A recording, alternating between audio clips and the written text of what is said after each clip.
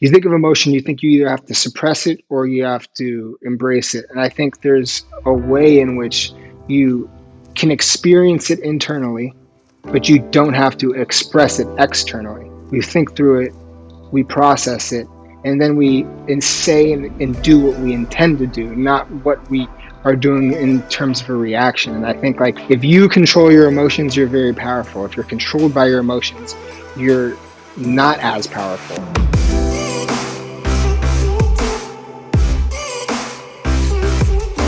Hey everyone, welcome back to On Purpose, the #1 health podcast in the world. Thanks to each and every single one of you who come back every week to listen, learn, and grow.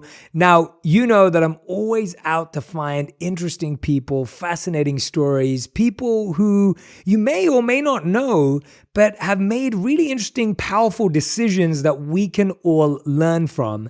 And today's guest is a friend of mine, someone that I bumped into very recently and we just connected instantly. But at the same time, he's had years of experience as an entrepreneur. I'm speaking about none other than Adam Goldston, who's the co-founder of LA-based Athletic Propulsion Labs, or APL as they're known. And he and his twin brother Ryan, who were former sport collegiate athletes, played both basketball and football at the University of Southern California. And they envisioned creating a company that would provide revolutionary products symbolizing the ultimate intersection, and this is what I love, of luxury and performance. Today, Adam and Ryan are recognized as accomplished inventors with numerous US and foreign patents, including APL's revolutionary load and launch technology. And recently, they were named 2 of the 100 most intriguing entrepreneurs of 2020 by Goldman Sachs. Please welcome to the show my friend and amazing entrepreneur, Adam Goldston. Adam, thank you for being here, man. Jay, thanks for having me. I'm super excited. I've been a long time listener. Obviously, we're friends, but it's funny because your podcast is one of the only ones that I really listen to, and where I think like where I actively listen, because I think there's a difference between passively listening to something, actively listening, and it's so funny that so many of the people, big and smaller, or like not smaller, but like famous Yeah. and just more specialized in their avenue, and people that have been important to my personal journey. So like when I listened to the Robert Greene one, Yeah. and the first book is in my, I'd say, like adult life that I ever put Wow. like real intention into reading was 48 Laws of Power. And I read it in a moment. Like I think like one of the key things in my personal story is that like I have gotten lucky at key specific moments of my life through a decision that I made. And I was sick with pneumonia, and I read Robert Greene's 48 Laws of Power, and there wouldn't have been another moment where I would have been again at home and had the ability to dive into something at such a deep level.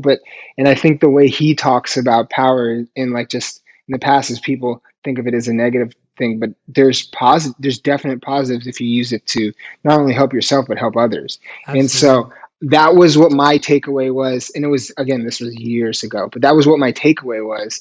And so I just started being more active, more intentional in the way I was thinking about things. And so when I saw that you had him, and then you've had other key people that I've definitely taken pieces of their journey and applied it to mine, like I love that, because you are like the company that you keep. So I think that was cool for me to see the other day. I'm so grateful, man. And, you know, we've had so many mutual friends over the last few years who've tried to connect us.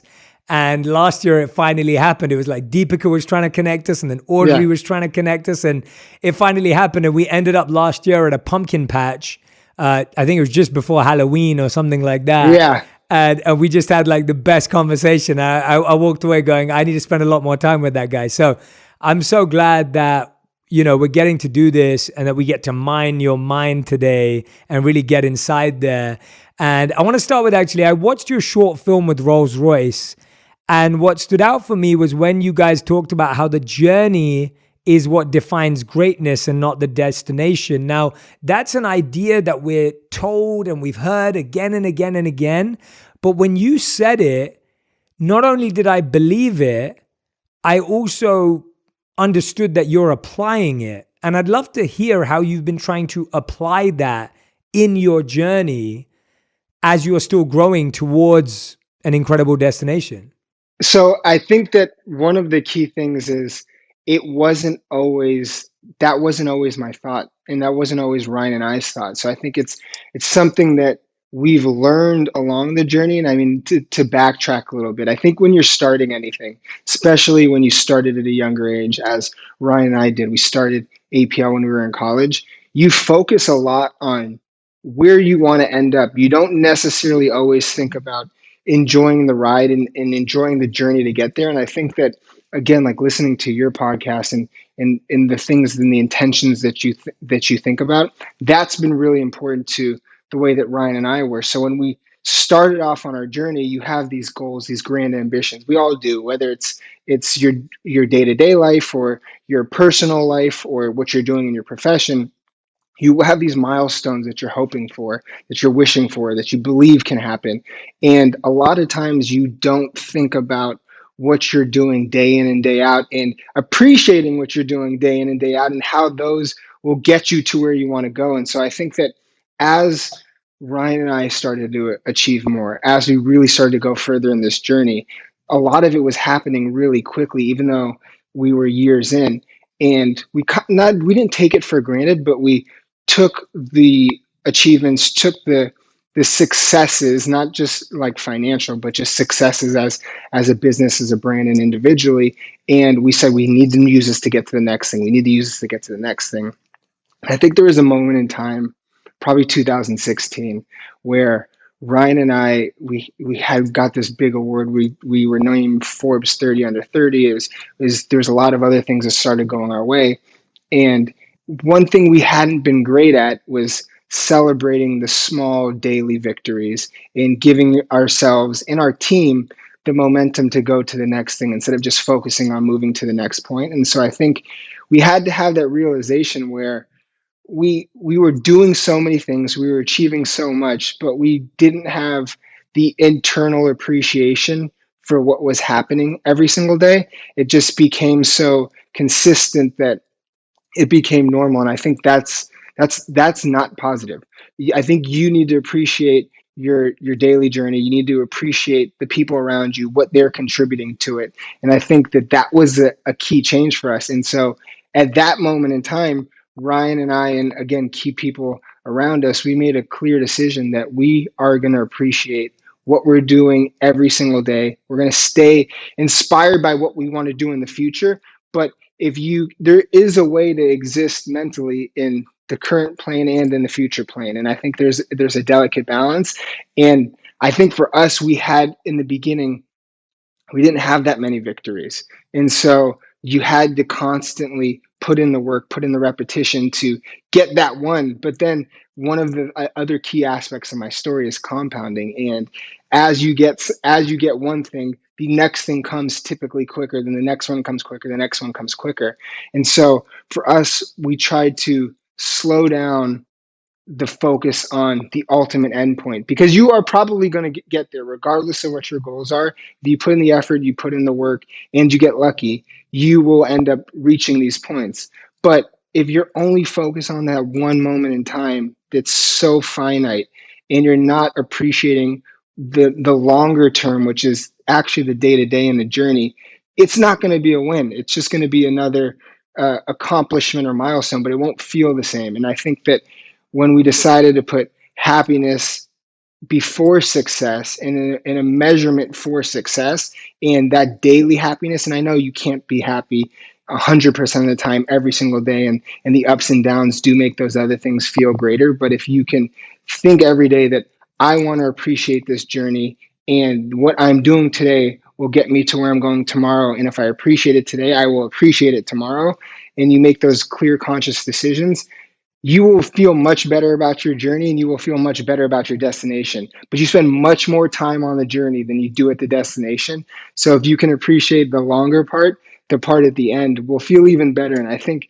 the only way that we were able to realize that was by not realizing that earlier. And so, but it's like anything, it's you learn as you go. And if you keep an open mind and you can take feedback and you can look at others and see that you're inspired by what they're doing, what they've learned, and then how can I take little pieces of that and apply it to what I'm doing? And I saw other people that were enjoying simpler things than I was, and I appreciated that. And so I said, there's a way that I need to implement that into my daily life, as did Ryan and the rest of the team. And I mean, we feel great about what we do, and I think that's the most important thing, and that's the key to enjoying the journey, which helps you enjoy the destination even more. I think that was such a comprehensive answer because, like I said, it's a statement we've heard, it's a statement we've seen, but I really appreciate your interpretation of that and how practical you've made it, because I feel the same way. I always say to people, like, winning the award or getting the title, that's 1% of the journey. Like, that amount of time you spend on stage is like 30 seconds long. Yeah. And those 30 seconds, it took like 3 years, 30 years, to get to that 3 seconds or 30 seconds of time that you spent receiving an award. And you're spot on. Like, if you don't feel passionate when you wake up every morning to do what you're doing, can you take me back, Adam? I want to go back. What I love about this conversation is I'm discovering you. I think the world is discovering you. I know me and my friends are massive fans of APL. I had a ton of your shoes before I even knew you. Not only are they comfortable, they look fantastic. The store at the Grove is one of my favorite stores just generally to walk into, which was where I was first introduced to APL. But let's go back to your childhood. I'm intrigued by, can you think about a pivotal moment that happened while you were young that has framed who you are today? Was there a particular experience, maybe with a parent, with a friend, anyone in your life, something someone said, something someone did that has created part of who you are today that you feel has been so integral in your life, positive or negative, or, healthy or unhealthy? I mean, I think there's a lot of things, so it's hard to point to one. I think one thing I realized early on, and I know this isn't applicable to most because they aren't twins, but and so I'll choose one that's more applicable to other people. But I realized early on, as did my brother, that we had a unique competitive advantage. That there was two of us with almost identical points of view, but with unique characteristics that complement one another. So we realized that really early on. And again, like a lot of times with kids, peer pressure is something that becomes really, really difficult. And because there's two of us and there's typically one other person, we could not be pressured to move one way. So I think like that played a role in terms of like building internal character. But I think something that was key to my journey is I've always believed, always now as an adult, but I think this because of a kid, was that you can turn a negative situation into a positive if you change your perspective on the negative and try to skew it more positive. And so I guess one real important example is when I was a kid, I didn't do great in school. And I was always an incredible athlete, but I did not do the greatest in school. And it wasn't because I didn't have the intellect, but it's because I wasn't in the right, it wasn't important to me in the situation that I was in. So I was at this one school and I was not doing very well. I was doing great at sports, but I wasn't doing very well as a student. And I felt like the environment wasn't the right one for me because it was too it was too small. I needed to be able to become more of myself. I always had this like a nagging self-confidence that I knew where if I trusted myself and I listened to myself, I could make the most of it. And so middle of my ninth grade year, my parents basically gave me the opportunity to transfer to a school that wasn't as good of a school, but it was more diverse. It had a greater opportunity for educational and athletic success. And I changed my environment. And again, like one thing that's been important to our journey is changing your environment when you believe you need to. And so that gave me the ability to go to a school at a different part of the city in a different environment. And then I was able to learn at a better rate. I was able to do sports at a much higher level. And I believed in myself because it's hard switching schools in the middle of the year, trying to make all new friends and things of that nature. And so I think like the key learning point from that is like if you get out of your comfort zone and you become comfortable with the uncomfortable, you may discover something in yourself that you never knew you could do, or take it to a level that you didn't think was possible. And so for me, that was a really big one. And I think it was if that doesn't happen, I'm not here today. And so I think that movement in the middle of my ninth grade year, I was a young man. I'm 14, 15 years old, but that gave me the confidence to try uncomfortable situations, make the most of it. And then they may actually end up benefiting you much more than you ever could have thought. So that was, I think, as a kid, something that went a really, really, really long way. Yeah, that's such a great insight because you almost don't get to reap the rewards of that up until now, like much later on. Of In that course. in that moment, you're just like, this is the worst thing that could have ever happened to me, right? And I really do love that you reflected on that moment in that way because I find that anytime I ask someone that question, rarely do they pick something good that happened, right? It's like people never say, "Oh, when I was 15, I had the best thing." It's always like, "Well, this went wrong or this changed and this shifted." And I think it's fascinating to hear that in your journey too. Now, when you and your brother, and by the way, I love the twins answer. I love the twins answer. Yeah. So it doesn't matter that we can't relate. We all want to relate. Like we're like, "Oh, that's so cool." Like, that's how I felt when you have this idea for APL, and I want to talk about the idea, but what I'm really interested by is also how lots of people start stuff at college or at school,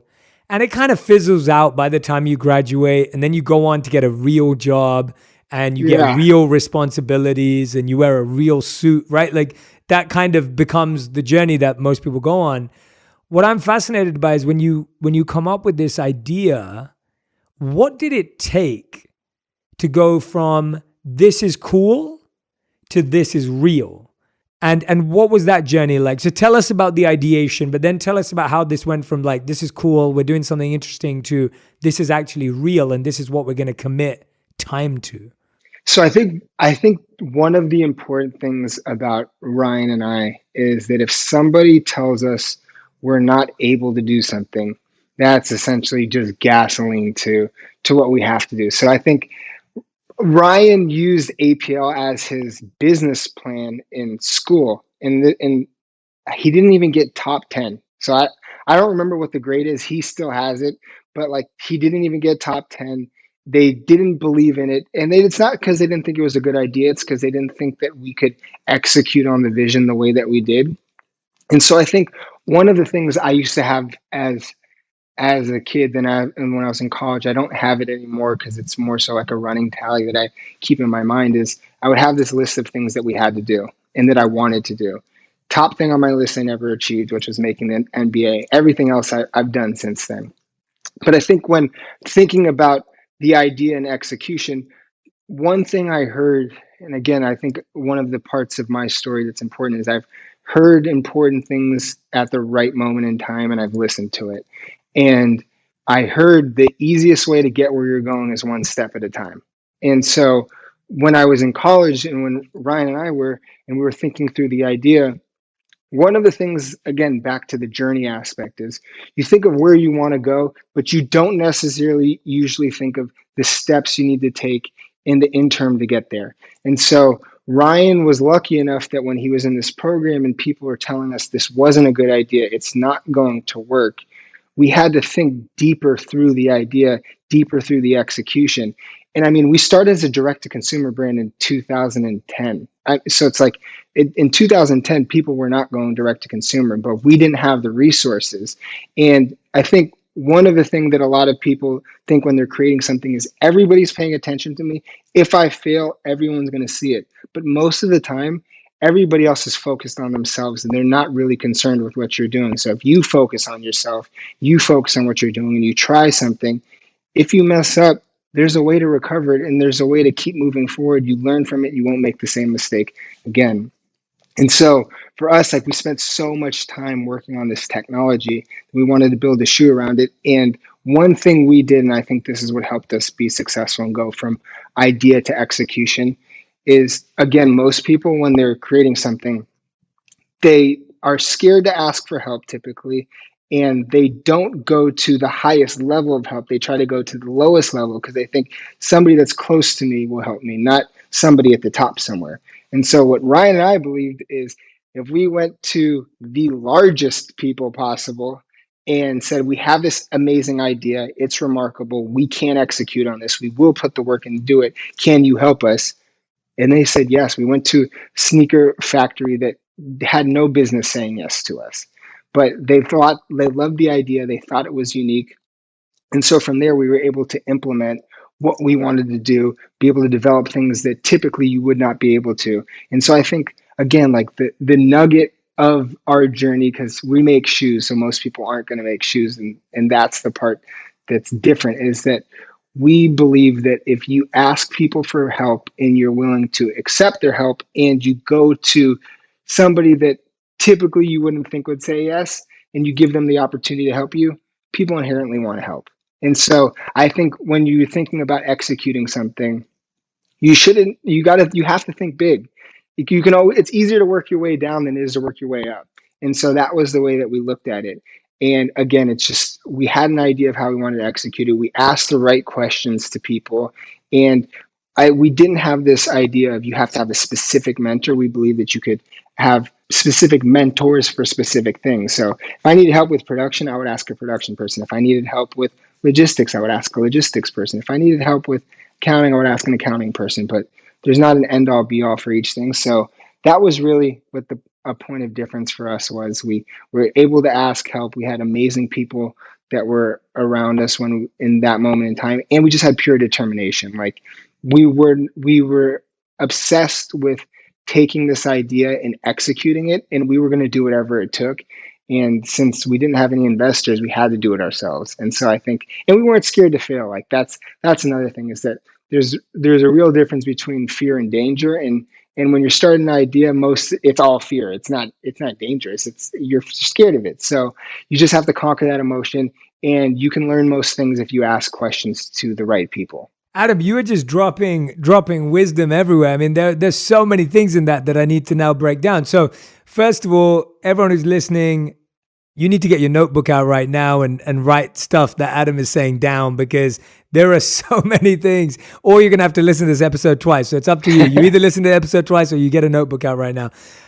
The idea that there's a difference between fear and danger, what a great way to clarify how we experience it. That's just brilliant. Like I've never heard it been put in that way before, and I think that is such great language to help us realize we react as if we're in danger, but actually we're in fear, and that's where things start to go wrong. So I thought that was brilliant. The other thing that you mentioned that I really am resonating with, and it was kind of in there, and I think it's an underrated part of entrepreneurship, is that you were trying, and you have, of course, now, but at the time, you were trying to create technology. Like there was an engineering aspect. It wasn't just, we want to make cool stuff and trendy stuff and faddy stuff. It was like, no, we're actually working on something. And I find that one of the most underrated things about entrepreneurship is people with deep skill sets and having a skill, whether it's with innovation, technology, engineering, speaking, marketing, whatever it may be. Talk to me a bit about, where did you learn about technology when it comes to athletics? Because that to me is a really different way to look at product creation, as opposed to just saying we want to make stuff that looks good. So back to, I think, a unique competitive advantage. And since we don't have 10 hours, I didn't want to give you the full background. But as a kid, my dad worked in the footwear industry, and he actually helped, like one of the key parts to my story is he helped create the LA Gear lighted shoes. And so my brother and I were the first product testers ever for the LA Gear lighted shoes. And he brought them home and he gave them to us. And that day we gave him feedback on, and we're 5 years old.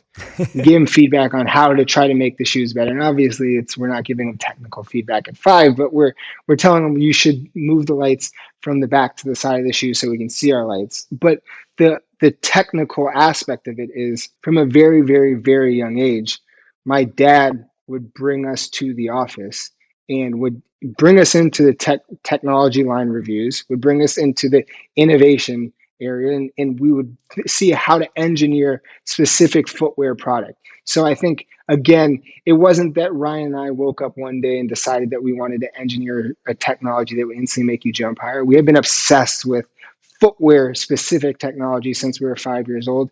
And again, when you're talking, you asked earlier about key moments in my childhood. My dad as a kid showed me what was possible, not saying come here and look at this, but through ideas. And I think like that's the greatest type of inspiration you can get for anybody, not just from a parent, but from anyone, is showing somebody that something is possible through their own ideas and execution. So we took an interest to developing footwear technologies from an age of 5 years old. Obviously, there was a lot of knowledge that needed to come afterwards and took years to get. And we weren't 8 year old whiz kids. We were eight year old with ideas. But as you become older, as you become smarter, you focus on the things that are important to you. And sports and technology, and specifically footwear based technologies, were things that were always important to us. So I think that the learning point about that for entrepreneurs is that everybody, regardless of what you do, has a predisposition to a specific thing that they care about, that they're passionate about, and they can focus on. If you can learn enough information, you can figure out how to make something better. And that was basically the basis for how we did it, is that we believed that we could make a shoe that were in a technology that would do what we wanted to do. We just had to learn the basis behind the fundamentals. And that's what we did. And that's how we focused on it. That's how we learned it. And to this day, I continue to learn so much, not only from our own exploration into footwear, but from other people, what they teach us and things they bring to the table. And I think that I learned at a really, really young age. And I think it's the fact that my dad and the team listened to our idea, and then I saw it actually come into to life. And so I think seeing what's possible and knowing that if you're passionate about something, you don't have to be a scientist to necessarily figure it out. You just have to be a creative engineer. And I think like that's a lot of really successful entrepreneurs. It's not that they know something about everything, it's that they know a lot about a specific area. And for us, like it's always been our passion. We've always loved technology, and we've always loved innovation and pushing what's possible. And I think that regardless of what your avenue is, even if you're not creating product, if you're creating content, if you're creating anything, there's a way to be innovative in it, and there's a way to push it to as far as you possibly can. Yeah, I'm so glad you shared that detail, because to me, that's the part that I love my community really getting close to, because when you've been that close to something since you're 5 years old and you've taken an interest, that closeness has turned into a passion, and then it's turned into your own cause. That's what it takes. That's what it takes. Like, it takes that obsession, that absorption, that you're immersed in this whole world. It's not like one day you wake up and you have a random idea to go and create something, right? And I think often we don't give ourselves the time to get close to something and deeply immerse in it and experience it. And we're looking for like, well, I don't know what I'm passionate about. Like, I don't know what my purpose is. I don't know what I'm excited about. But that's because we're trying to hope that it's just going to miraculously appear. And I love that idea that actually, well, no, this has been a part of our life. Now, when we talk about technology, your load and launch technology became the first banned shoe in the NBA history, right? Yeah. And that is just so, like, that is, I don't know if there's anything cooler than that. Like, I don't know if it's better to get into the NBA or to get in and get banned to get banned by the NBA. To me, that sounds like the coolest story ever. But as a company, it can also be difficult. I want to hear, what was that like to find out? Like, what was that like as an experience? Because that's not common. Like, I don't hear stories like that all the time. So I think the unique part about that is that to this day, we've never raised a dollar of outside capital. We own 100% of the business. And at that moment in time, we had $0. And when I mean zero, we had $0 for marketing. And so we looked at it as the NBA is the greatest basketball organization in the world. It's top tier. And when you think about leagues, it's top tier. And so the dream when you're creating a product for a specific sport is you want it to be at the top tier with the best people. And the fact that the NBA said that it's too good because it provides a wearer with an undue competitive advantage, that sounds really positive when you frame it that way. But if you look at it from the other side of the coin, saying the best basketball players in the world can't wear your product, that sounds negative. And so the way that we looked at it is that this is a very unique opportunity where we can wholeheartedly embrace it, or we can fight it with everything that we have, which wasn't much at the time. And we said, let's embrace this. Let's turn this negative into a positive. Let's say banned by the NBA.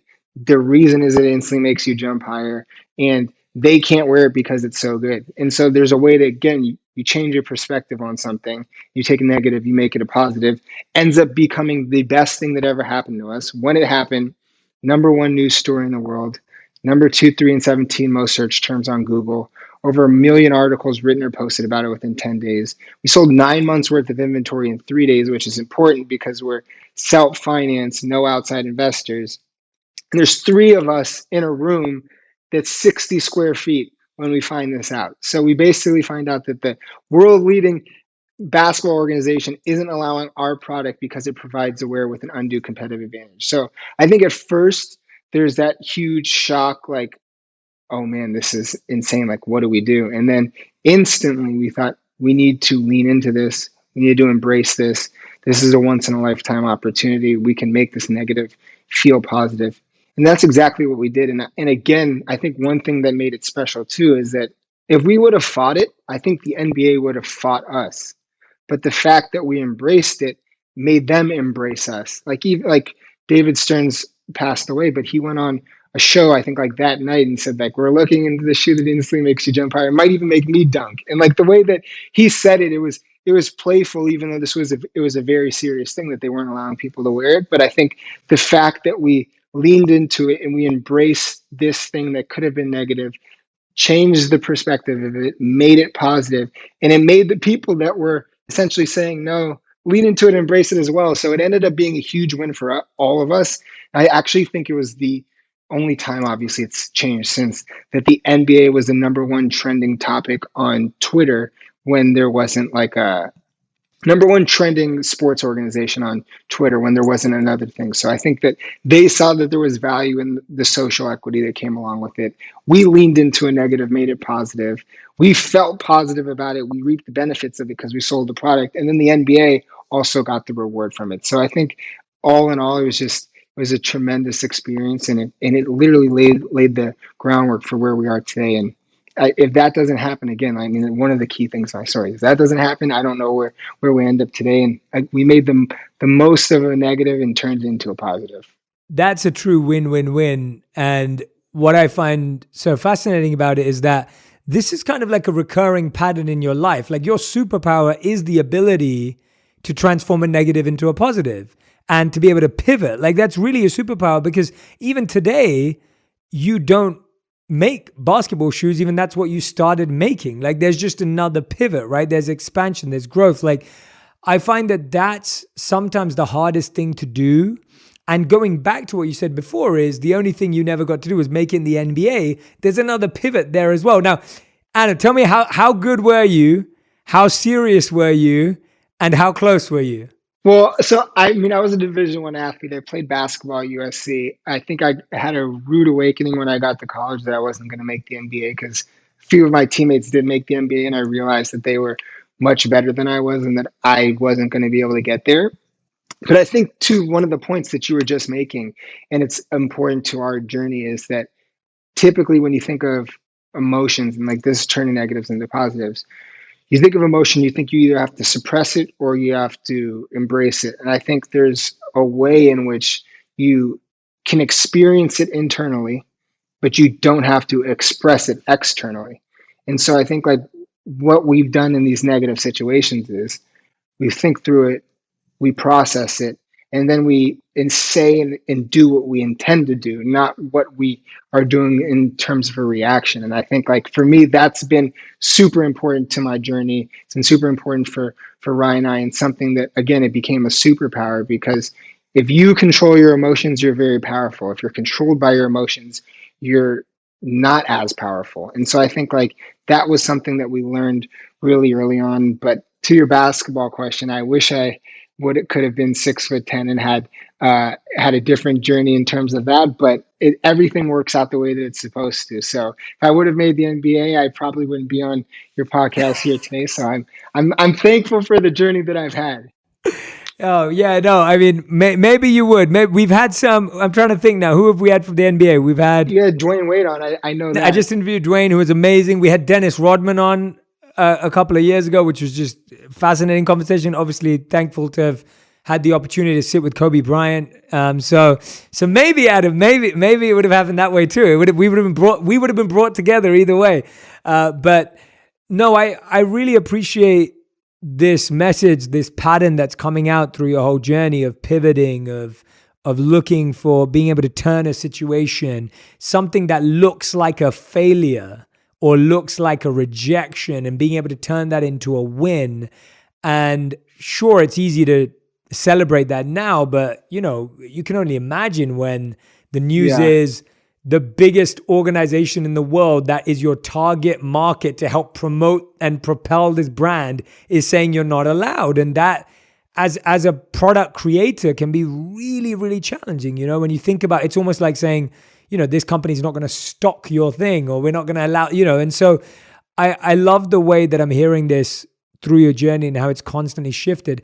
I want to hear, how do you and your brother make decisions? Have you created because when I even met you, what I experienced from you is you're very methodical, strategic, very thoughtful. It's not random. This isn't just some random luck story. And I really appreciate that, because I really admire conscious, intentional thinkers.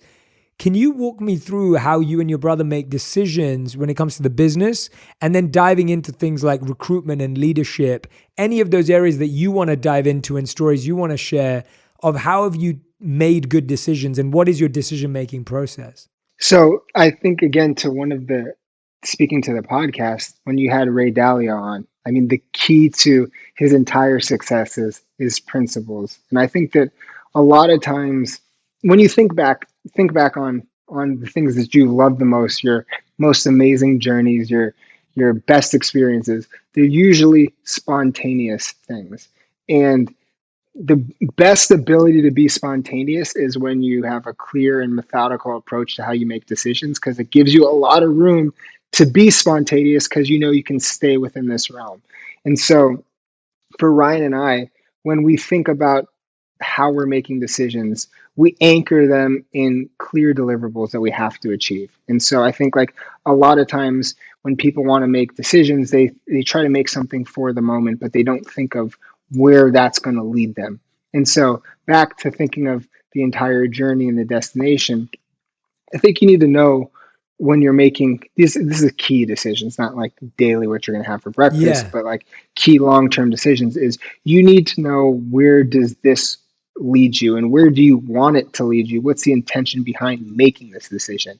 And so I think that for us has been something that's been really, really important, is that, and Michael Burke, who's the CEO of Louis Vuitton, he gave me some of the best advice that I ever had, and which is, you need to think about, do you want to do something for the moment, or do you want to do something to be dynastic? And he gave this advice to us at the right moment in time. We heard it.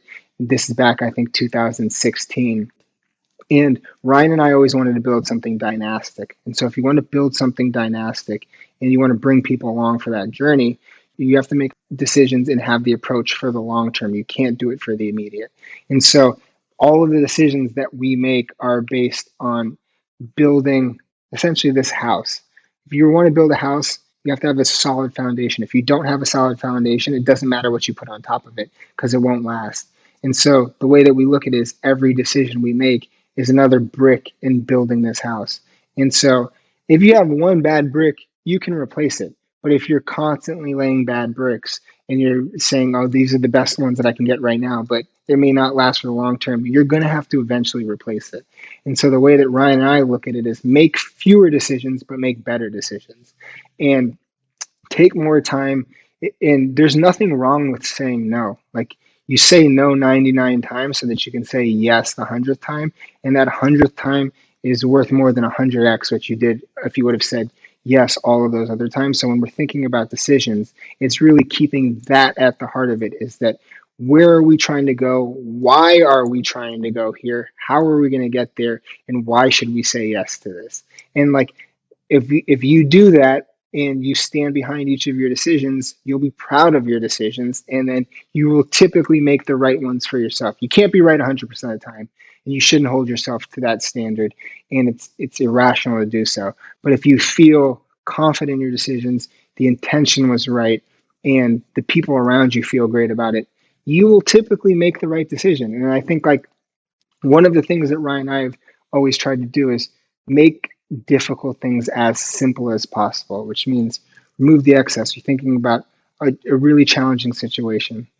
Should I go here? Should I do this? In large scenarios. And take away all of the excess from the decision. What's at the core of the problem? What's at the core of why you want to do this? And then evaluate that and be transparent and honest with yourself. Like a lot of times people don't want to be honest with themselves. They build up these other things and they take on these external factors and say like I'm doing this for other people, and they're not really being transparent with themselves. But you inherently know what you should do, and you're going to make some wrong decisions along the road, and it's okay to make a wrong decision if the intention was right, but you don't want to make intentional wrong decisions. And like people do that all the time and they don't talk about it. And so I think, again, that's something we discovered early on in the thought making process and the decision process is if we feel confident in it and the intention is right and it's for the long term, it's in line with the dynastic approach, and the people around us will embrace it, then that's the right decision. And sometimes it's much more simple than you think it is. And I mean, we're complex creatures, so we can make any simple idea very complex. I mean, I've listened to enough of your podcast and other people that are leaders in the space, and it's like the whole goal with whether it's meditation or anything else that you're doing is you want to try and simplify the experience, because that's when you get most of your clarity. And so when you're thinking through the decision making process, that's what you try to do is try to make it as clear as possible. And the easiest way to do so is to make it as simple as possible.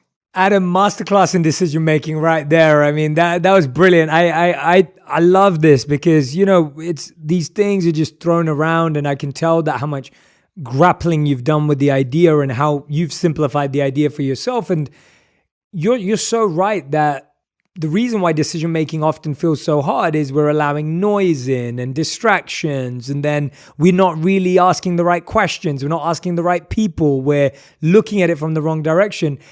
I loved something you said there. You said that people sometimes make intentionally wrong decisions. Can you explain and expand on that a little bit more about how we do that? I read an amazing book when I was like, I think I was like 16, 17 years old, and I read a book called Predictably Irrational by Dan O'Reilly. He's one of my favorite authors. And he wrote a book talking about how humans make predictably irrational decisions all the time. And Yes. and I read that book and I was like, no way. I thought I was smart. And then you read that book and you realize, wait a minute, you're not as smart as you think you are, because so many decisions are the way things are presented and what you miss. Tell me about what you meant when you said we make intentionally wrong decisions and how we end up there, because sometimes I think we're not good at making the right decisions because we don't know where we go wrong. Well, so I think a lot of times it's you don't know why you are making the decision. So most of the time, people can be pressured, and again, this is back to like a peer pressure Great situation, answer. is that you can be pressured into making a decision, and you at your core and know that this is not the right decision, but you believe that you need to make this decision. And so you in every instance you can't make the right decision. So that's not what I'm trying to say. But there's we can all point to moments in our lives when we've done it where we said yes to something or we do something knowing we should not do it. There's so many things that happen because of that. And there's so many results of that that compound and become worse and worse and worse because we do these things that we don't truthfully believe in and know that they're not right for us to do. And so I think a lot of times, think back to your worst decisions or the decisions that people make that they're not necessarily proud of, or even just the wrong decision. They knew what the right one was. They intentionally ignored it because they thought somebody might be upset if I say yes, or it's usually they're making it for someone else. They're not making it for themselves. So they don't put themselves at the center of this decision. They're putting others there. And you can't help other people if you can't help yourself. And so I know it's a difficult thing and you can't apply it to every situation, but I learned really, I'd say early on, that if I'm in a place of strength and I'm in a place of support, I can help you much better than if I'm intentionally just trying to help you and I know I'm going to be at a disadvantage. I'm not going to be able to help you. I can help someone much better from a position of power than I can a position of weakness.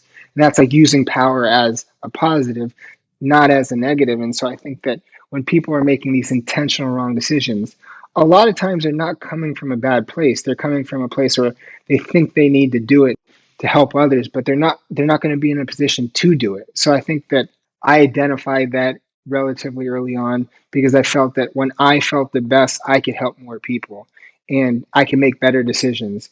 And again, it's like back to like happiness is the core of success, right? If you're happy and you have that energy and you have that charisma and you have all of the things that resonate from you, people will gravitate towards you. But if you're pushing out negative and people don't feel good about being around you, you're intentionally making bad decisions, you should not go around somebody like that. And so I think that a lot of times it doesn't come from a place of negativity or something that's bad. It comes from that you're trying to help somebody and you're intentionally making the wrong decision and you end up hurting everybody instead of helping them. So I think that again, it's not being selfish, it's taking care of yourself so that you can help others. And I think like again, when you think of intention, you think of like purpose. If you do it from a positive place and you do it from a place where you think you can help yourself, you can help others, you're going to make the right decisions. And I think that that's how you avoid those intentional bad decisions that or intentional wrong decisions, because they don't lead to too much for anybody. They just end up hurting you. Great answer, man. If someone right now is listening and they want to start a business, side hustle, really build something, what's the first three things they should be thinking about? If someone's listening right now going, Adam's advice is great, I have an idea, I want to get started, what's the first three things they should do? Well, I think it depends on what the type of business is. But I think the first thing you need to do is identify how you're going to start it. And so I think you need to know, like, you can have the best idea in the world, but ideas don't matter much if you don't have execution behind it. So I think you need to figure out how are you going to execute it. Two, I think you need to figure out what you don't know in terms of where you want to go and who you can ask to help you get there.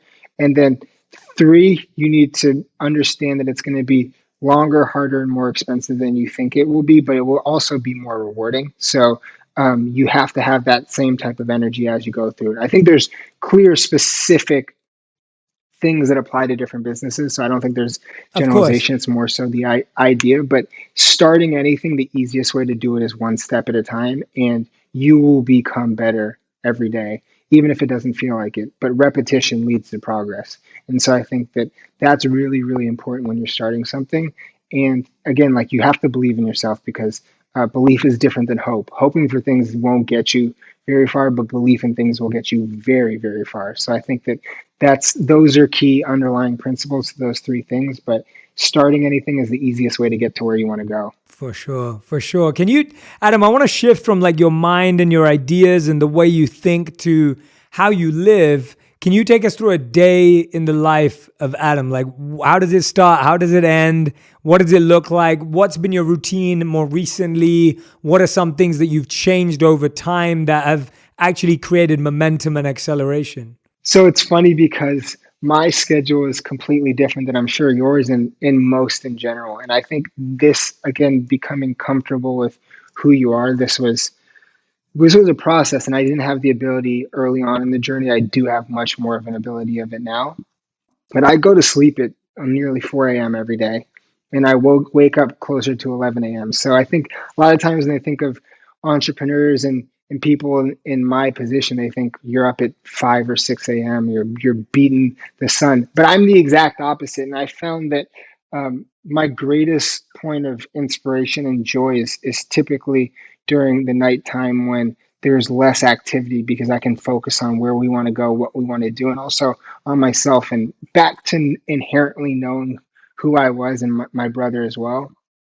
We've known since we were 15 or 16 that the night schedule worked better for us, but we didn't have an ability to implement it because we were in high school, we were in college, and then when we're starting the business, you have to be on other people's more traditional, I guess, like calendar or schedule. And so as we got to higher levels, we were able to continually shift it. And obviously, we have people on our team that supplement the early mornings and whatnot, and we work the late nights. But I really embraced what my natural predisposition was for my schedule. Is that, and I knew that I would be better if I could operate on this schedule. And just like morning people love to be up in the morning, I love to just push it as far as I can late into the night. And I think there's nothing wrong with it. And a lot of times, it doesn't get glorified because it's a difficult schedule. It doesn't work for everybody. It's not essentially normal, but for me, it's been the absolute best thing.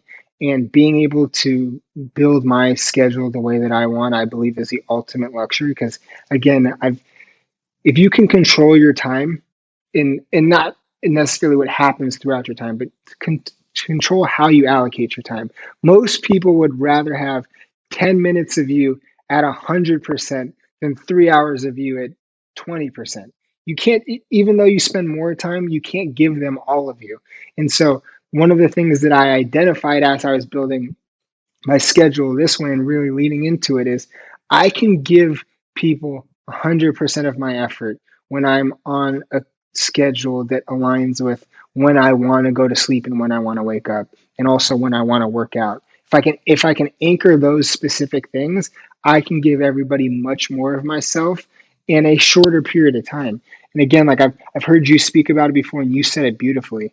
And it's true. Like most of the people in your life, Jay, they would prefer for you to have be with them for 10 minutes, give them 100% of Jay. It's an amazing experience. Than for you to be sitting in the room on your phone, dozing off and not giving them the energy that not only they deserve, but that you deserve to give them. And so I think that that's something that I identified through how I built my schedule now.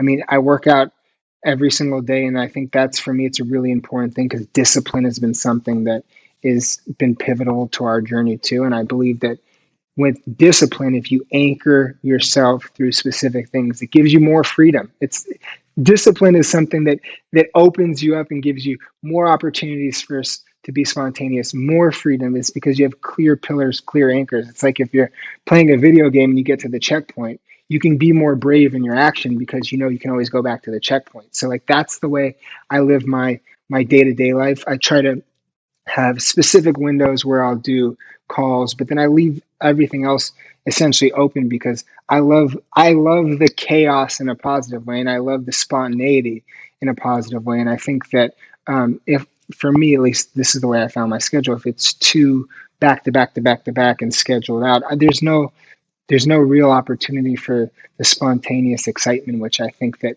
we all need to have in one way or another. And I don't think that it's the same for everybody, but I think that you have to leave yourself the ability to discover something or to discover a relationship you didn't think was going to happen, or a partnership you didn't think was going to happen, or a friendship, or things of that nature. And I think that being able to anchor myself, knowing I'm doing these few things at these few times, leaving this window open, so that I can try things. And again, like the greatest opportunities I've ever had have come from taking a chance on something and then anchoring it in the way that I live my life through my schedule. And so, again, it's something that I've had to work towards. It wasn't like that on day one.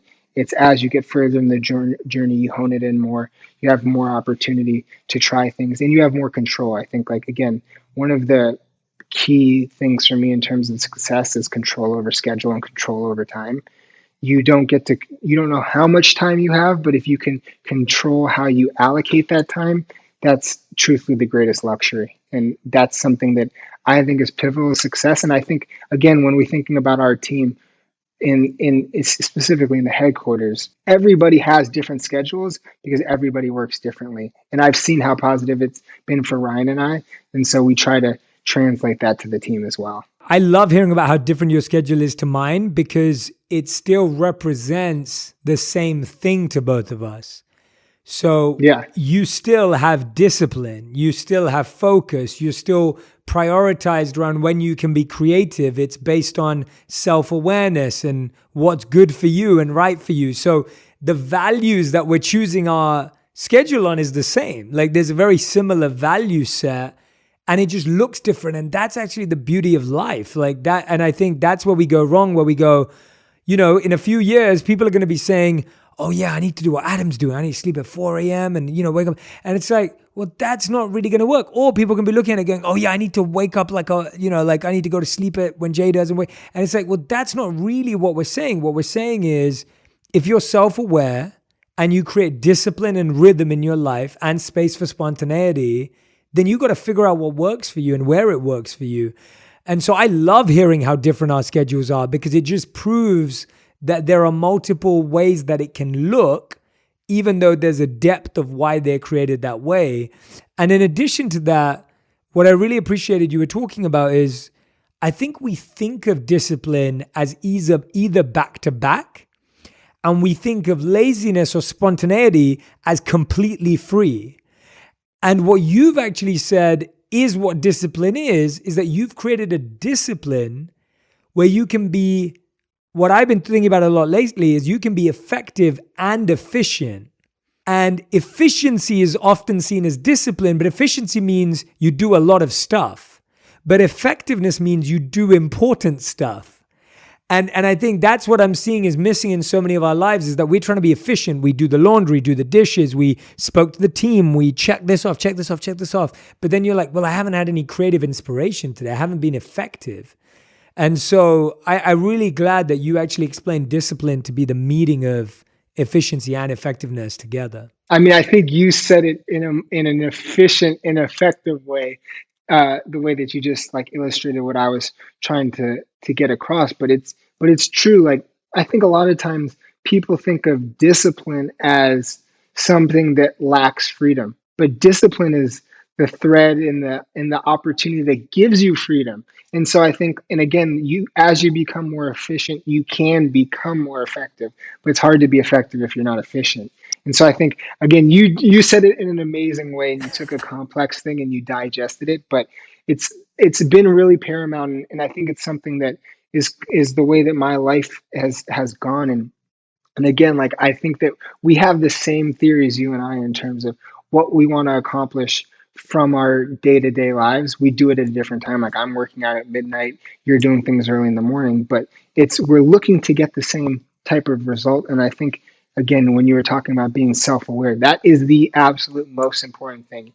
If I tried to work your schedule, it wouldn't do the same thing for me. If you tried to do mine, it wouldn't work. But I think the fact that we've both been transparent, honest with ourselves, and self-aware of what makes us show up as best as we possibly can, and then that makes us better for other people. And so I think for us, like that's an incredible way to phrase it. Yeah, and I respect and appreciate that in you so much because I think there is a noise. I mean, I get different noise. So my noise is, hey Jay, why don't you hang out late? Like, why don't you come to this? Or why don't, right? And then your noise is, well, if you're an entrepreneur who's disciplined, shouldn't you be waking up earlier? And Exactly. and it's just really interesting how like no matter what you do, there's going to be someone who disagrees with it. And that's why it has to, and that's why I respect what you just shared. So I'm so happy to hear that you have this. I had no idea that was your schedule. Now I know when to spend time with you.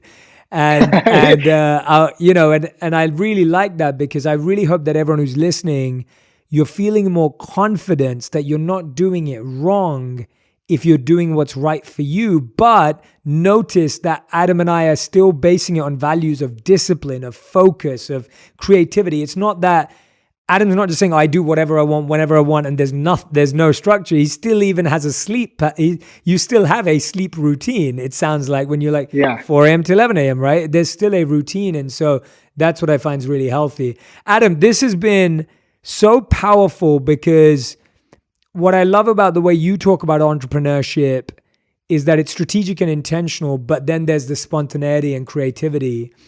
And I'm so excited to see what you continue to build. It's, you're 12 years in, and I cannot wait to see you just continue to crush it. I mean, you're already crushing it, but for the business to continue to grow and grow and grow.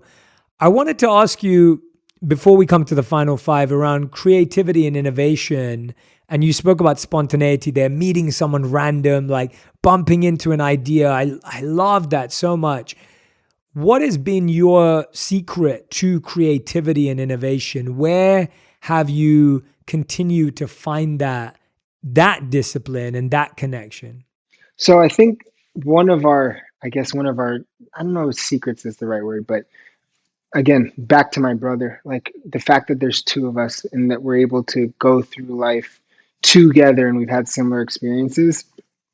I mean, my brother, like to be fully transparent, is more creative than I am. And like when we're thinking of color stories and whatnot, Ryan's always building these beautiful color stories. Cody, who's our design director, is amazing. Jake and is our content director. He's incredible. Sam, who heads up social, she's amazing as well. And just the whole team, like it's I could go on and on. But one of the things that I discovered, and this actually came from my mom. So and you wouldn't know it based on what my life has become. But until I was like 25 years old, I'm 34 now. So, no, maybe even older. This is like 2013. But let's use 25 as the number. Until I'm 25 years old, I hardly have ever left the country. I left the country one time, twice actually. I went to Mexico one time and I went to London one time. And it's like each one was for 2 days. And then when I'm like 25, my mom basically says like you guys need to do more and see more things. You need to discover more things because we were so laser focused on what we're going to do. So a lot of the things that I've reflected on today with you, Jay, is things I've learned more specifically over the last 6 or 7 years in terms of like the spontaneity, the freedom. And I've always had the discipline, but it was almost at a level that was too high. And so my mom had said, you need to they were going to Hong Kong and it was for this wedding. She's like, you need to come, like it's an old family friend, you have to come to this wedding. And I had no intention of traveling overseas. Long story short, Ryan and I end up going. It's the most incredible trip. Just like going outside of the country, seeing something completely different, changing our perspective. And when we're there, we get inspired by this bridge. And this bridge that I'd never seen pictures of it, anything. We get inspired by this bridge. We end up creating a shoe based on this.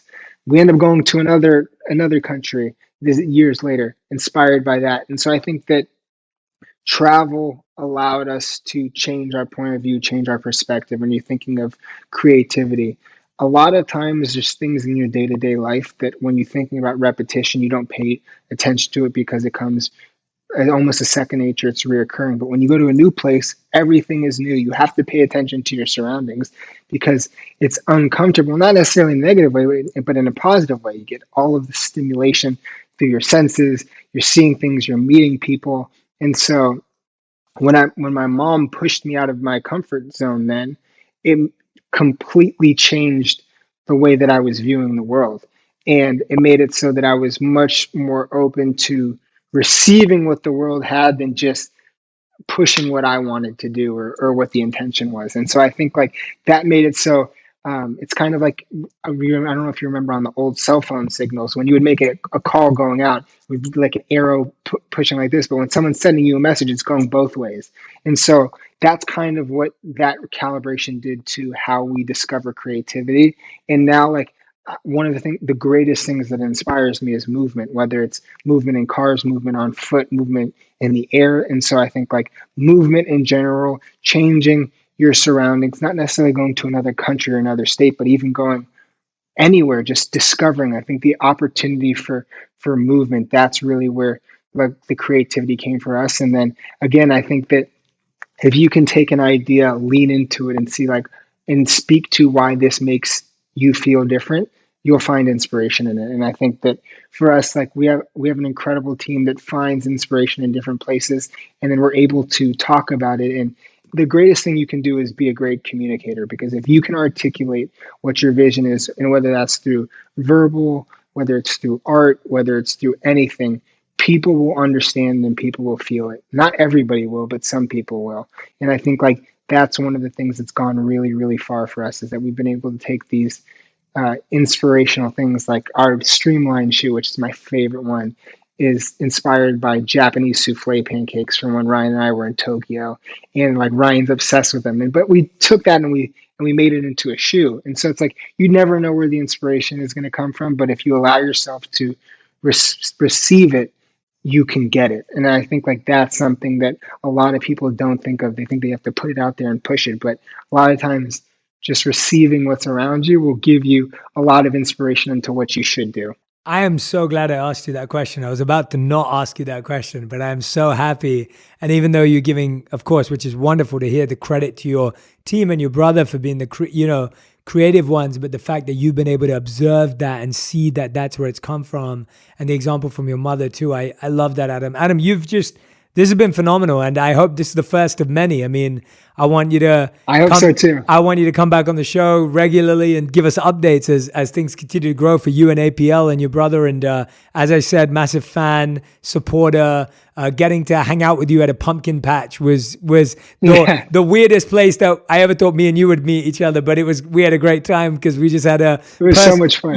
personal growth, self development, complete connection there. But Adam, these are your final five. You know the drill. It's rapid fire. I do. One word to one sentence maximum. You've heard everyone, so you should have had enough practice by now. But Adam Goldston, these are your final five. Are you ready? I'm excited. Awesome. All right. So the first question is, what is the best advice you've ever received? I have to mix two because I think it's important.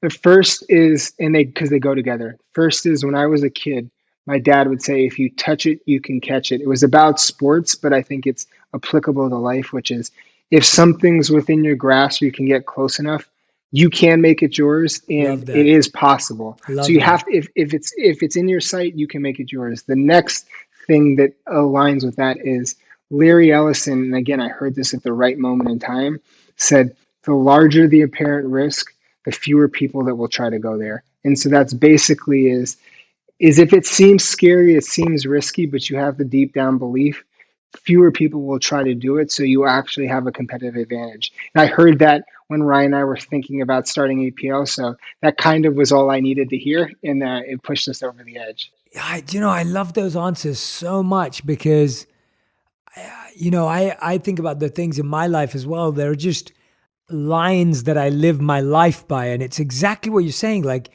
it's not like you knew those people, or it's not like you had a 10-hour conversation with them. It was just you heard someone say something, that what you said earlier. So one of Einstein's lines is, if you can't explain something simply, you don't understand it well enough. And that is what I live my life by. I'm like, if I can read as many books as I want, but if I can't explain that idea with simplicity, then what's the point? And that's kind of what I've built my life around. And then there's another beautiful thought by Martin Luther King, which is the people who love peace need to learn to organize themselves as well as those who love war. And I love that because that's kind of where I get my, I want to be empathetic, compassionate, loving, kind, but I want to accelerate in the most strategic, focused, driven way, because you can't just be this fluffy woo-woo kind of vibe, because that doesn't make change. And so those two, and those are not two that I have been familiar with, those thoughts. And I'm that one about risk. I mean, that's going to stay with me for a long time. So I really appreciate you sharing that with me. And I hope everyone who's listening can realize that you don't need to meet someone. You don't even need to interview them. If that, you could literally just hear one line and it could change your life. So love those answers. Beautiful answers. All right, Adam, second question. What's the worst advice you've ever heard or received? It was actually around the time when I heard what Larry Ellison said about risk. And it was when we were in school and Ryan was in the business program, and somebody had told him, don't even try it. And the idea was like, you can't possibly do this because you don't know how to do it. But I think that if you try something and you fail, you tried it, you'll learn for the next part of the journey. But if you never try it, then you automatically fail. And so I think like that thing, and again, I know it's not as much of a nugget as the other ones, but don't even try it. I think so many of us hear that throughout our lives, and it gets conditioned into us. So I think flip that, just try it. But don't even try it is the worst piece of advice that I've ever heard. Question number 3, top 5 rappers of all time. Because I know that Oh man, we didn't get into this, but I know that I love rap music and hip hop music too. I grew up on it. I know that it's a big part of your life. So let's hear your top 5. Nipsey Hussle, Rick Ross, Jay-Z, Young Jeezy, and T.I.